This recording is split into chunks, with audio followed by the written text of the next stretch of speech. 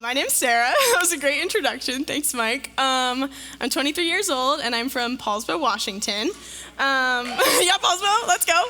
I wanted to show a couple pictures of just like people and things that are important to me. And so this first one coming up is pictures of my family. So on the left, we have my mom and my brother and me. They're super important to me, and I love them dearly. My mom's actually here right now, so shout out, Mom. Yeah, Karen, let's go. And some of you probably met my brother last week. He was here. He actually flew out on Sunday to Cairo for a study abroad, so really sad he couldn't be here, but like stoked he's in Cairo. And then on the right, that's a picture of me and my dad snowshoeing a couple years back. Really love like being in the outdoors. And then at the bottom, that's my dog, Lucia. I'd love her. She just turned 11. Yeah, I love dogs. And then next, we have a couple more pictures. So on the left, so I graduated from UW in 2021, and just those are like some of my closest friends. Some of them are also here, so shout out. This is great. And then, like Mike said, I spent the last year in Milwaukee, Wisconsin, and I was doing a program called City Year. Basically, I was like a teaching assistant in a 9th grade classroom for a year, and it was super sweet. That's my team. They were really fun. So yeah, that's just like a little bit about me if we haven't met. Yeah, something else, and now I'm an intern, which is like awesome. And something I have loved about getting to do this is working with the women's ministry team. I know you're here. But I kind of just wanted to shout them out and also shout out our women's retreat coming up. I just feel like I love my women's team, and we have so many incredible women in this community. And I just am, yeah, let's go, powerful women. Also, you're great too, men. We like you too, but let's go, women. So we actually have a table in the back, and I'd love you all to come and like talk to us afterwards, because we'd love to have you if you want to get involved or like are at all interested in that. So, yeah. All right, so I asked you all a time when something didn't go as you wanted to. Does anyone have any like wild stories that they shared or that they heard from someone else?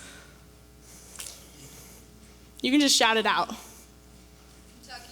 Kentucky. All right, just one word summed up. That's real. Yeah. Shout out. Anybody? Wait, what did you say? Oh, wow, yeah. I'm sure that wasn't what they wanted. That's wild.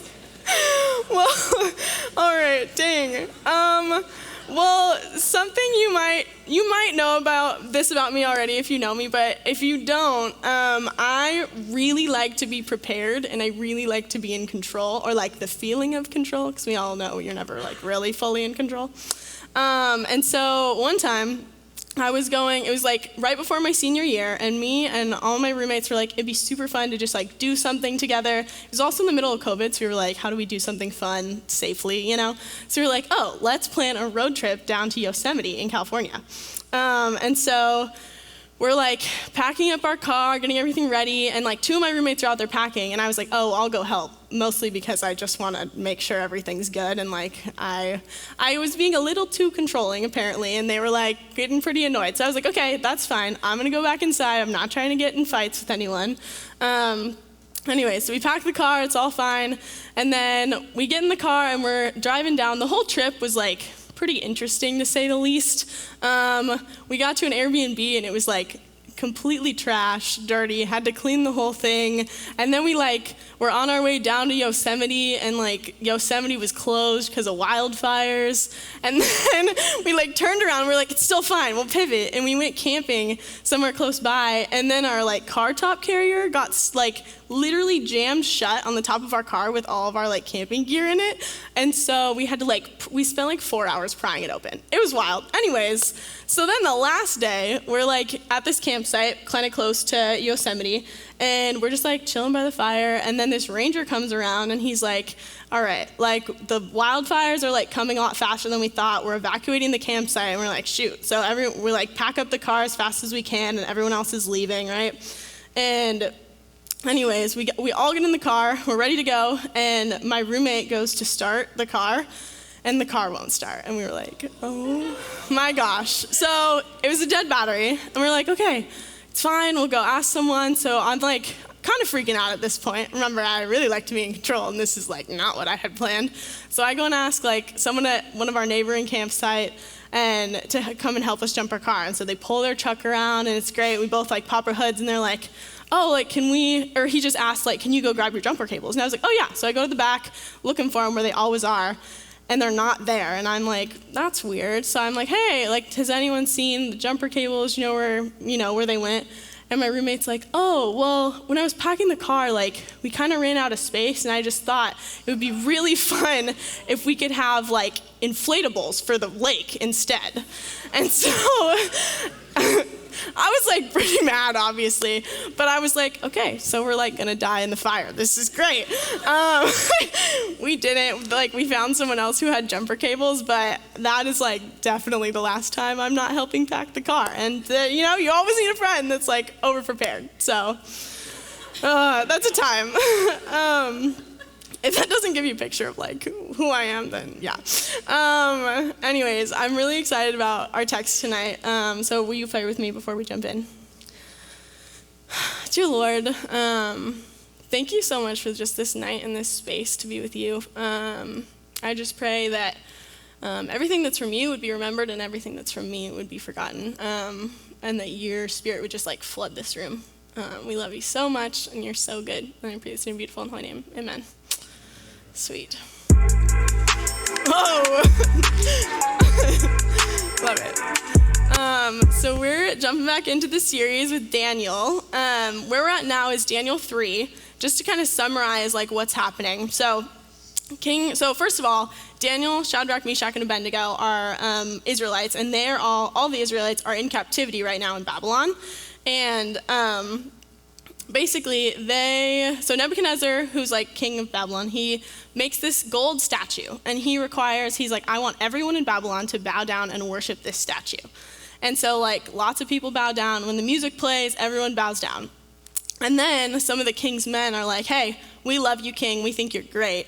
But some of these guys over here, the Jews, Shadrach, Meshach, and Abednego, they're not bowing down. And so, like, Nebuchadnezzar clearly is, like, pretty upset. He brings them in.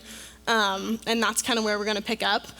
Just to give some context for the past couple weeks, Mike talked about 2 weeks ago in Daniel 1, where Shadrach, Meshach, and Abednego and Daniel were all like, they weren't really, all of the men were like required to eat meat. And so Daniel, Shadrach, Meshach, and Abednego, like, they were told by the Lord, like, not to do this because it would defile themselves, and so they chose to only eat vegetables instead. So they were, like, faithful and obedient in the small things in Daniel 1. And then in Daniel 2, Daniel was actually, like, interpreting the king's dreams, and so instead of, like, just wishing he was back in the promised land, he was, like, choosing to use his gifts exactly where the Lord had, like, placed him, even though it might not be where, like, he wanted to be. So that's kind of where we're at, and then we're going to pick back up at Daniel 3, 16 through 18.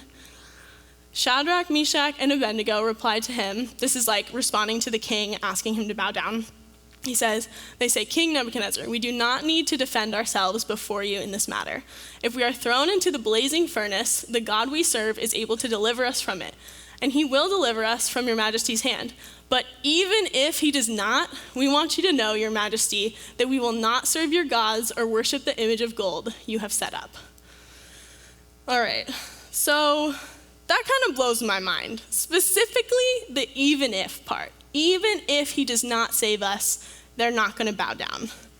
And, like, I've been sitting with this for a couple months, and I'm like, how in the world did those three guys have the courage to not bow down when they knew their other option was to be thrown into a fiery furnace? And I'm like, would I do that? Like, I don't know. I probably wouldn't. I don't know if I would have the courage to not bow down. And so, like, I know in Seattle in 2023, like, we're probably not going to be given the opportunity to, like, either bow down and worship a king or, like, be thrown into a fiery furnace. But I think some things we might ask instead are like, will I follow Jesus even if my family situation doesn't look the way that I think it should? Will I still follow Jesus even if I don't get into the major that I've been working super hard for? Will I still follow Jesus if I get dumped in my relationship? Yeah, tough. Or like, will I still follow Jesus if I experience a loss that I prayed wouldn't happen and God didn't show up in the way that I wanted him to? And so when I think about Shadrach, Meshach, and Abednego, like, I think their hearts were really aligned with God's, and they weren't in it for what they could get out of it. When we're really faced with the fire, I think it shows us what we're really worshiping. Yeah, we're going there. That's tough. So, that being said, I really want us to think about tonight, like, how do we continue to worship God even if he doesn't show up in the way we want him to? So for me, like, I wish I could say I had a prayer life that was like, yeah, God, like, you know, praying all the time, like, even if you don't do this, like, I love you, this is great. But, like, I think a lot of the times I find myself more doing, like, okay, God, if you do this, then I'll do this, you know? And more like, I don't know, more like transactional than I like to, like, admit, you know? And so I think when we do that, when we try and, like, if, like, do this, if God does this for me, it's more like we're worshiping something above God, like we're idolizing something. And an idol is just, like, anytime we take a part of something good, probably, that God gave us, and then we worship it in such a way that we, like, demand something from it that it could never give us. And so, like, for me, as you saw, like, I really like to be in control, and, like, I think that's a pretty normal desire, but sometimes when I put that desire or, like, idol above God, it can cause me, like, a lot of stress and worry, and, like, honestly can cause me to miss out on, like, what Jesus has and what he wants to do. So yeah. So can anyone relate to me on that? Like, is there any times? Yeah, okay. Cool. Not just me, that's great.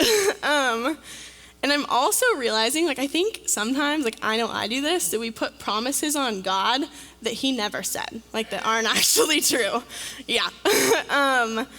Like, Jesus doesn't promise that we won't have to experience hard things. In fact, he says, in this world, you will have trouble, which is tough. Like, I kind of wish that wasn't the case, because, like, I don't really like it when I have to, you know, go through hard things. And, like, I know life with Jesus is so much better than life without him, but that doesn't mean it's easier. And I, like, wish it did a lot of the time. I know I have more purpose and, like, can trust that, like, I'm on the right path when I'm, like, aligned with the greater vision that, like, the creator of the whole universe has. And it's, like, really hard when things don't go the way we want them to, you know? So, a big part of my story is that 2 years ago, my dad passed away. And that, like, before that, like, hard things have happened to me, but, like, they were all things that I felt like could be reconciled by Jesus and, like, maybe, like, even fixed by him, or, like, it could be undone. And, like, death felt super final. And I found myself, and, like, recently too, I've just been asking questions like, why would such a good God let this terrible thing happen? And I've also been questioning, like, if this terrible thing happened to me, how can I move forward in life, trusting that God will protect me?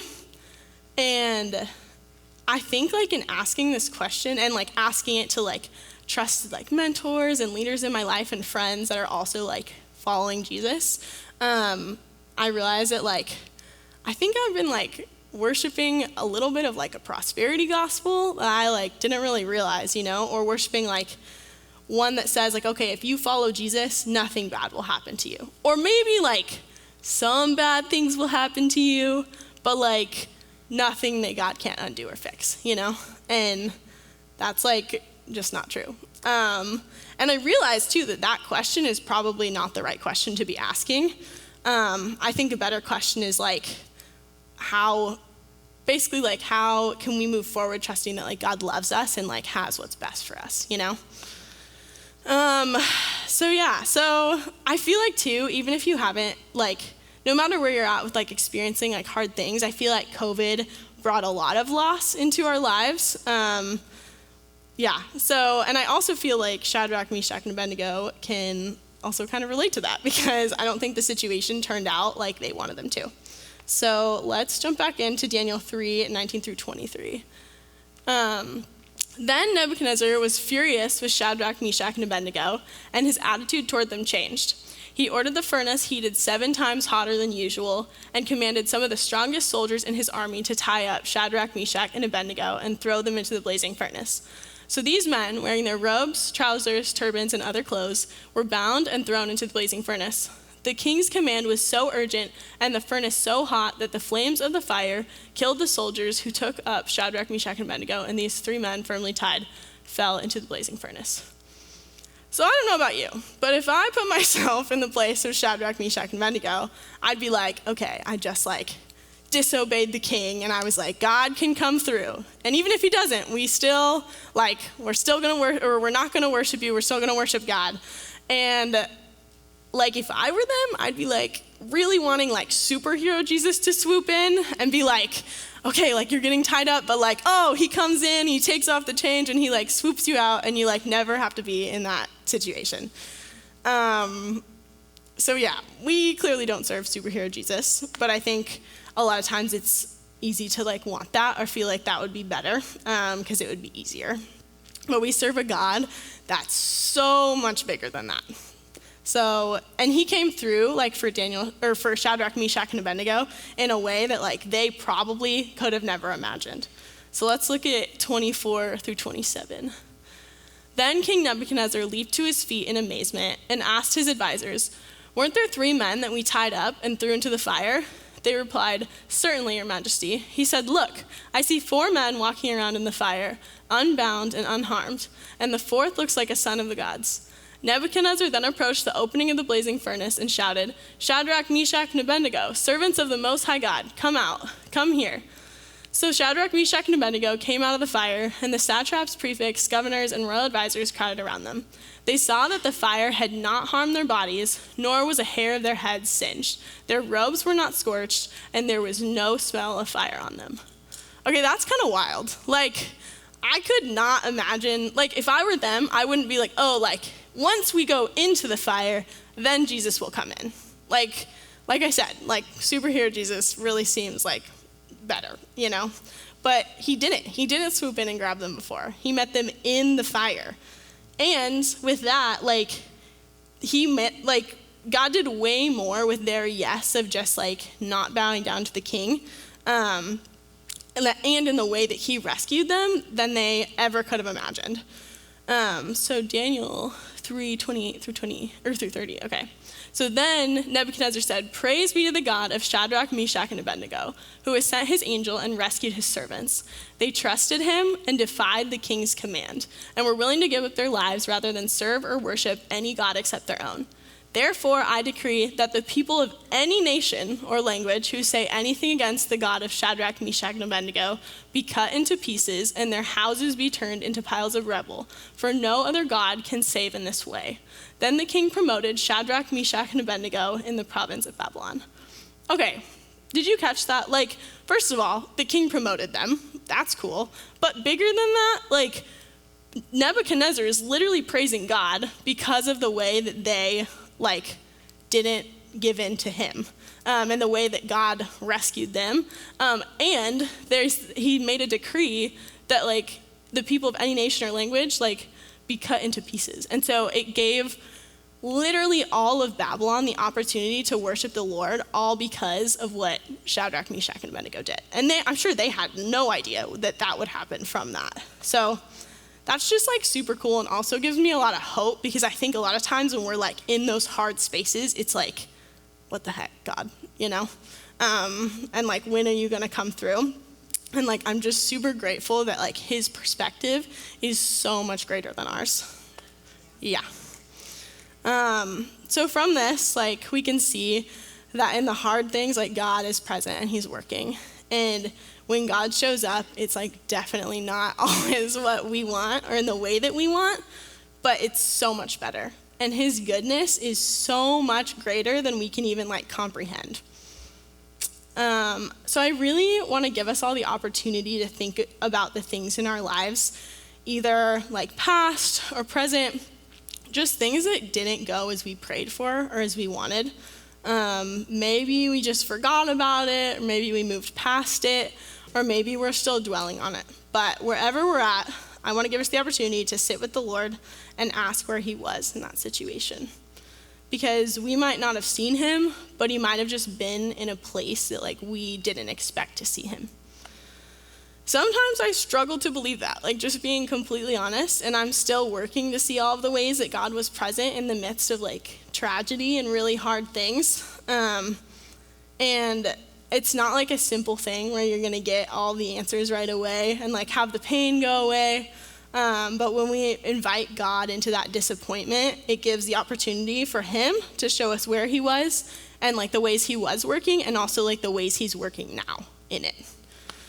So yeah, and with that, like I said, I'm still in the process. I'm still figuring out like kind of what I was believing about God before that, and that wasn't necessarily true. I'm also taking a class right now called Apologetics. I don't know if any of you have taken that. Let's go. Yeah, and it's basically like the why of your faith and the reason behind it. And with that, also, in addition, I'm spending time with God and like trying to bring him my like real honest emotions and like and when we do that, we let him show us where he was working, in those times. And so I would encourage all of us to like do both, like dig deeper into what we believe and why we believe it, and also like ask Jesus to like meet us in that and be with us. So after this, we're gonna have another time of worship. But before that, I really want us to have time just to kind of reflect and like ask the Lord where he was in that hard time. And we're going to have some people back at the prayer table as well that would love to pray with you over this. And we don't want you to have to we don't want any of us to like do it alone. And this community is like such a gift. So we can use that too. And I would encourage you all to like pray with each other and like let each other into those hard things too. And same for me, And if you have any questions or like just want to process through any of it together, I would love to meet with you and just to like be in it together, because it's like a lot easier when we're doing it together and not on our own. So as you start this process, my prayer for you is that throughout your seeking, that the Lord leads you into greater freedom and deeper relationship with him. And also like my hope for us as we reflect and sit with the Lord is that we're encouraged that we don't have a God that pulls us out of the hard situations that we go through, and rarely does has he removed for me the furnace of my life, but we have a God that like meets us in them and works in ways that we could have never thought possible. Let's pray. Jesus, I just thank you so much for your presence and just like the ways that you come through that we like would never expect and never thought was possible. I just pray tonight that you would meet everyone where they're at. You would meet us. Whatever you're stirring in our hearts, God, that we would be open to that, and that we would be able to bring it to you. I just thank you for your goodness that surpasses our understanding. Thanks for tonight. We love you so much, and I pray this in your beautiful and holy name. Amen.